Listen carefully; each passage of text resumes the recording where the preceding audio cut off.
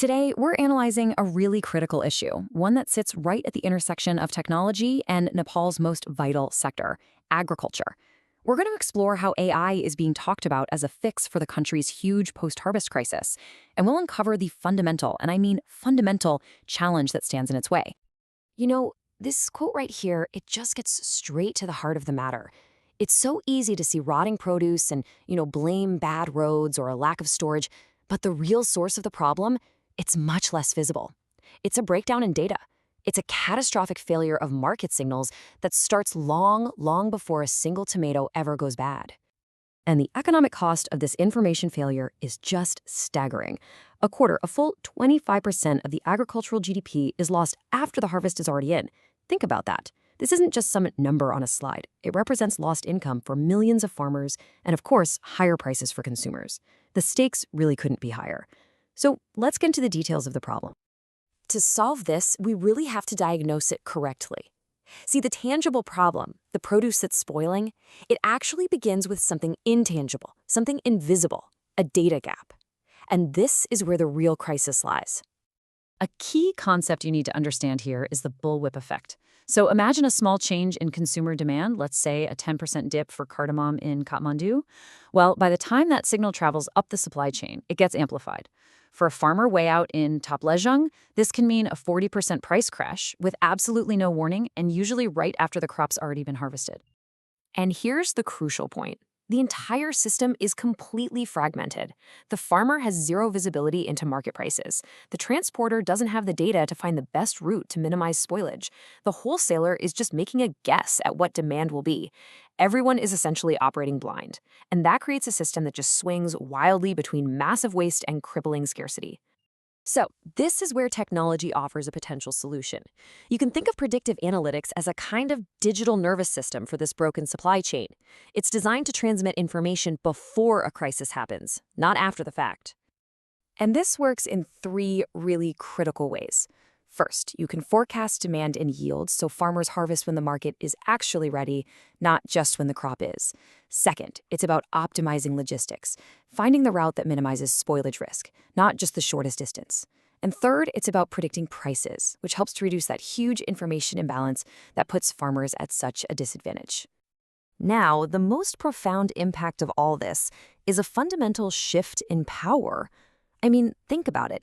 When a farmer has a reliable price forecast, they are no longer forced to just accept the first lowball offer that comes their way. They can actually negotiate from a position of strength because they're armed with data. Okay, but for all the hype around AI, there is a massive, foundational barrier that we have to overcome.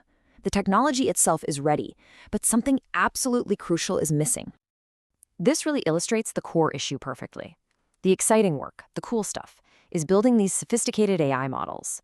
But the real, essential work, the unglamorous, difficult part, is building the data pipelines that feed those models. Because without the data, the AI is completely useless. And to really understand this, just look at the success of agrotech companies in India. They didn't start with AI. They started by deploying thousands of agents, people on the ground, to manually collect data at every single step. They built a foundation over years and years of granular, detailed data. Now, in Nepal, with its millions of smallholder farms, that brute force model, well, it just isn't economically viable. The numbers don't work. And this statement just captures the dilemma perfectly. The data that's needed to train these powerful predictive models, data on crop yields, on logistics, on real-time prices, it simply doesn't exist in a clean, accessible format in Nepal. The recent past is basically a black box. So, does that mean it's a lost cause? Not at all. But it does mean the path forward requires a really different strategy. Let's take a look at the two most likely scenarios for how this essential data foundation could be built. We have two pretty distinct paths here. The first is led by the private sector, and the second involves a much more strategic public-private approach. But both of them are focused on the exact same goal, creating order from information chaos. The first scenario, and this is probably the most likely in the short term, is where you see a large existing company, like a major dairy or a big logistics firm, digitizing its own supply chain. Now, their initial goal isn't to sell AI. It's just to fix their own problems. But in doing so, they end up building a powerful, proprietary data set that becomes an unbeatable competitive advantage. The second scenario is, well, a lot more ambitious. This is where the government steps in to build public data infrastructure almost like a utility.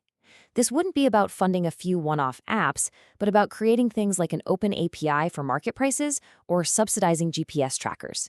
The idea is to create a level playing field where hundreds of new innovations can be built on top of it.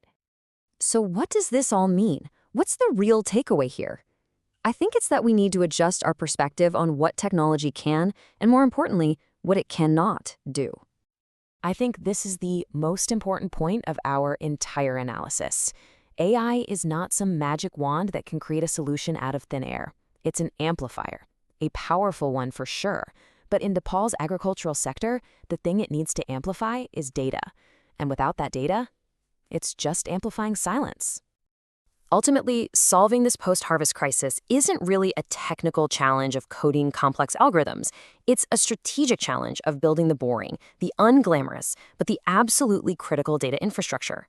So the final question we're left with isn't if AI can help, but who?